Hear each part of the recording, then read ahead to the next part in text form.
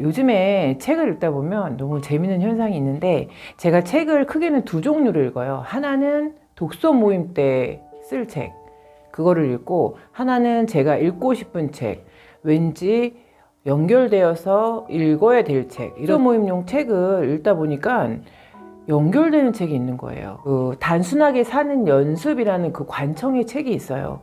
이 책에서도 헨리 데이비드 소로의 월슨을 계속 칭찬을 하면서 나오는 거예요. 스테이븐 코비의 성공하는 사람들의 7가지 법칙, 또 이 책을 읽고 있는데 이 책에도 헨리 데이비드 소로의 월슨이 나오는 거예요. 이 책은 예전부터 되게 많이 듣고 있었던 책인데, 제가 약간 문학적인 책을 30대 때는 좋아했는데 이게 50대가 되니까 그거는 왠지 젊을 때 읽어야 된다는 그런 선입견이 있더라고요. 이 책을 안 읽고 있었어요. 그런데 자꾸 이렇게 이 책 저 책에서 자꾸 나오면 저는 또 그거를 자연의 흐름이라고 생각하고 또 그 책을 읽어요. 요즘에는 이 헨리 데이비드 소로의 월슨을 읽는 이 재미에 폭 빠졌어요. 그래서 새벽에도 이 책을 자주 읽고 이렇게 늦은 밤에도 되게 자주 읽어요. 그러면 이 책은 너무 희한하게 그 장면이 하나씩 이렇게 상상이 되면서 이미지가 잡히더라고요. 여러분 책을 읽을 때 이렇게 폭 빠져서 읽으면 그게 막 이렇게 이미지나 형상으로 이렇게 뜨는 체험 혹시 해보셨나요? 옛날에 소설 같은 거 읽으면 이렇게 영화 이미지화 많이 되잖아요. 그런데 이 책이 그렇게 이미지화가 되더라고요. 근데 이 책은 헨리 데이비드 소로가 1845년서부터 1847년까지 2년 2개월 동안 그 월슨 호숫가에서 오두막을 짓고 정말 극강의 미니멀로 살아본 체험을 실질적으로 기술한 수필집이에요. 그래서 제가 희한하게 이 책이 너무 저한테 매일매일 새로운 감동을 주는 거예요. 얘기하던 끝에 그런 얘기를 했었어요. 아, 나도 이렇게 살아보고 싶다. 그랬더니 저를 너무 잘 아는 그 상사분께서 그거는 저랑 어울리지 않는다는 거예요. 저는 그냥 제 성격대로 에너지 있게 살고 많은 사람들을 만나고 즐겁게 살고 이게 어울리지, 조용한 데 가서 혼자 은둔해서 살고 이거는 저랑 안 어울린다고 얘기를 하시더라고요. 그래서 그 얘기 듣고 제가 웃음이 나왔는데, 그 말씀도 참 맞다, 또 이런 생각이 들더라고요. 그런데 가끔은 정말 이렇게 헨리 데이비드 소로처럼 극강의 미니멀, 극강의 단순화된 삶, 멀리 떨어져서 혼자만의 시간을 2년 2개월이면 굉장히 긴 거죠. 이렇게도 한번 생활하는 것도 필요한 시간이다, 이런 생각이 들더라고요. 지금 세계적인 고전으로 호평받고 있고 소월주의 사상의 대표적인 작이에요. 그런데 이걸 읽다 보면 자연과 이렇게 교감하면서 살 수도 있구나, 이런 생각이 들더라고요. 이 헨리 데이비드 소로는 간소한 삶이 무엇인가라는 이런 주제를 던져요. 그래서 숲속의 경제학이라는 이런 테마를 가지고 글을 쓰고 있는데, 자신을 충분히 존중하는 사람은 절대로 타인에 대해서 적대감을 갖지 않는데요. 여러분, 타인에 대한 적대감 많으신 분들 있잖아요. 그런 분들은 어찌 보면 자기 자신을 존중하지 않는 거래요. 이 헨리 데이비드 소로가 본인의 그 생활비를 일일이 계산을 한 게 있어요. 그래서 1년에 대한 생활비는 6주만 일을 하면 충분히 생활할 수 있다고 생각을 해요. 왜냐하면 극강으로 자연에서 나오는 것을 취하고 최소화의 소비를 하기 때문에 6주만 일해도 1년을 버틸 수 있다, 이렇게 얘기를 하고 있는데, 과연 이게 가능할까요? 이 헨리 데이비드 소로한테 주택을 제공하자고 했었대요. 그런데 헨리 데이비드 소로가 그렇게 답변을 했었대요. 굳이 그런 곳에 얽매여서 나의 자유로운 삶을 포기하고 싶지 않다고. 경제적으로 풍족하지 않아도 행복하게 살 수 있는데 주택 등을 마련하는데 연연해서 이런 시간 낭비를 하고 싶지 않다고, 이렇게 얘기를 했다는 거예요. 그런데 정말 저희 세대, 저희 아랫세대는 정말 좋은 집 하나를 마련하고자 해서 많은 것을 포기하고 살잖아요. 그런데 어찌 보면 삶은 참 그런 것 같아요.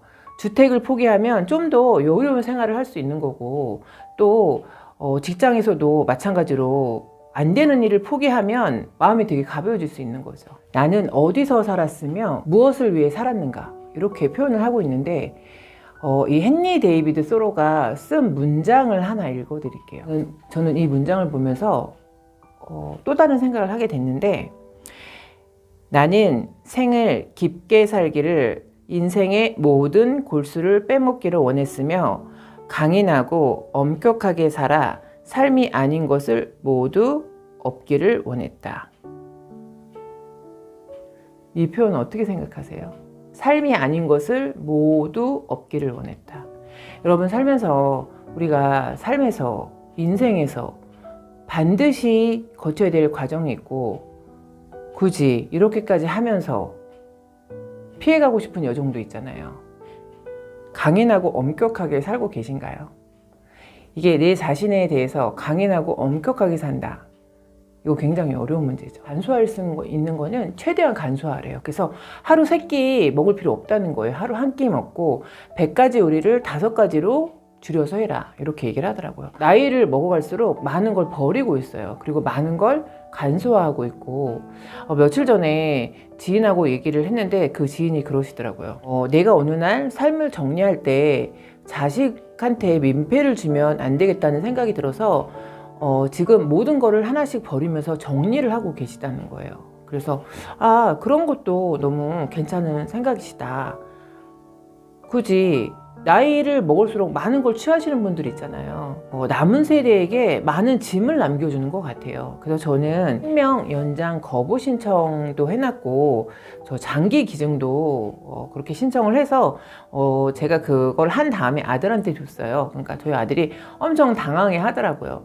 부모가 자식한테 해줄 수 있는 거는 최대한 정리를 해서 해주는 것도 되게 필요하다, 이런 생각이 들더라고요. 근사했던 건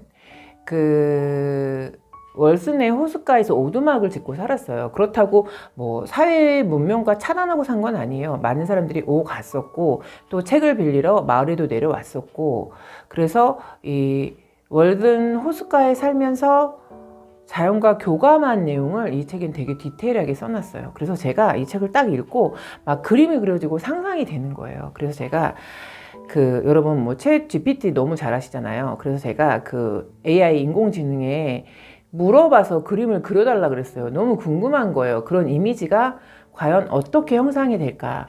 그래서 제가 이렇게 프롬프트를 넣었는데 너무 제 마음에 쏙 들게 이렇게 4장의 그림을 제공을 해주더라고요. 그래서 제가 한번 보여드릴게요. 너무 환상적인 그림을 보여줬는데 이게 정말 호숫가의 오두막일 수도 있겠다, 이런 생각이 들더라고요. 이 헨리 데이비드 소로가 호숫가에 오두막을 짓고 2년 2개월을 살 수 있었던 거는 글을 쓰고 책을 쓰고 집을 짓고 농사를 짓고 이런 모든 현대 문명의 이기적인 그런 편리함을 내려놓고 본인이 자연과 아주 가까이 가서 자기 성찰을 하는 시간을 되게 깊게 가졌던 거죠.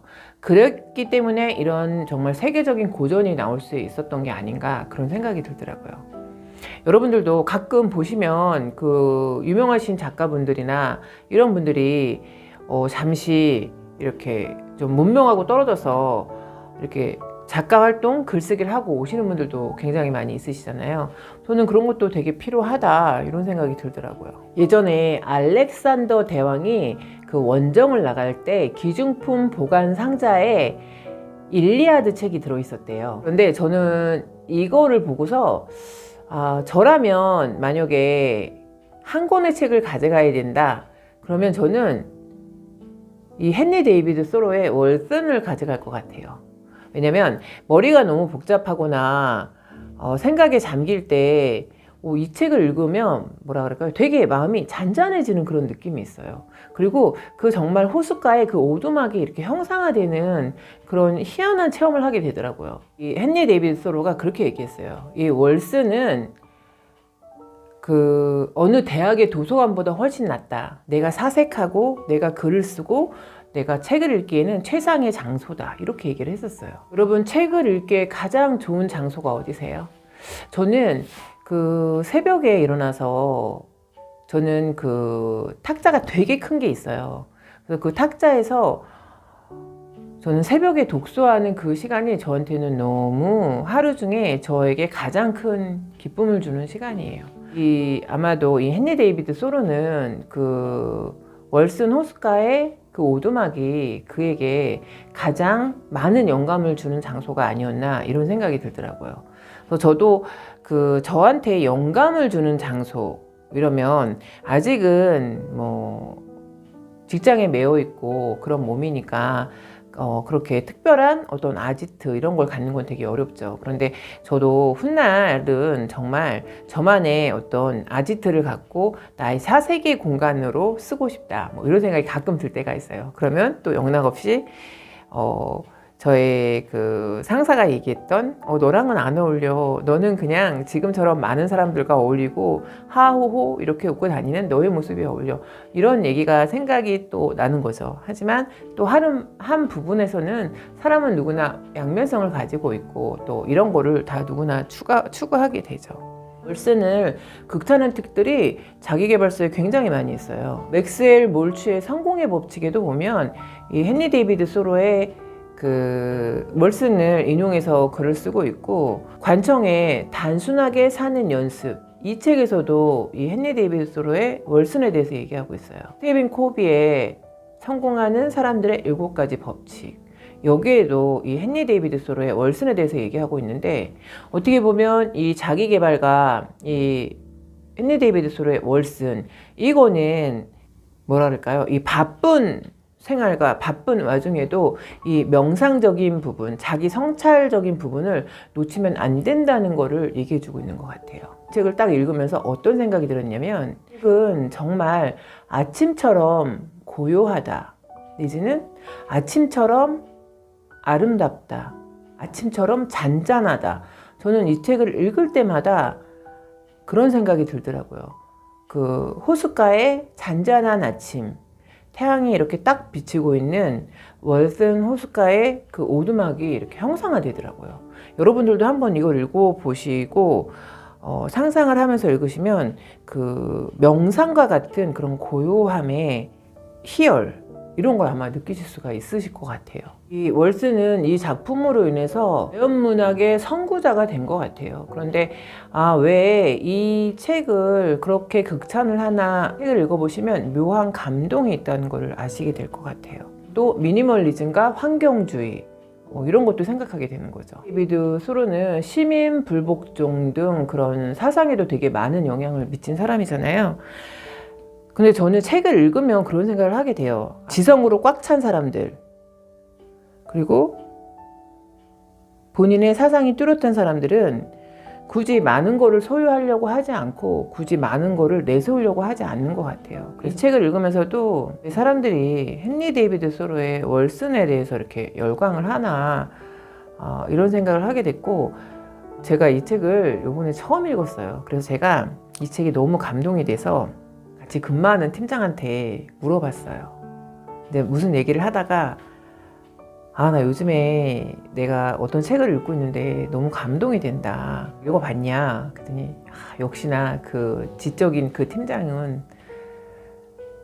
당연히 이 내용을 알고 있더라고요. 시민 불복종까지 읽었더라고요. 그 친구는 영어 원서를 읽었대요. 영문학도였기 때문에. 그래서 팀장이 어찌 보면 그 라이프 스타일이 되게 미니멀하고 자연주의적이었어요, 사실은. 근데 본인도 이 작품에 대해서 잘 알고 있고 그쪽 삶을 추구한다고 얘기를 하더라고요. 그래서 제가 정말 배울 게 많은, 괜찮은 사람들이 주위에 정말 많아요, 보면. 그쵸? 더 미니멀하게 막 이러면서 많은 걸 또 비워냈어요. 저도 어찌 보면 그 극강의 미니멀, 이거 괜찮다, 이런 생각이 들더라고요.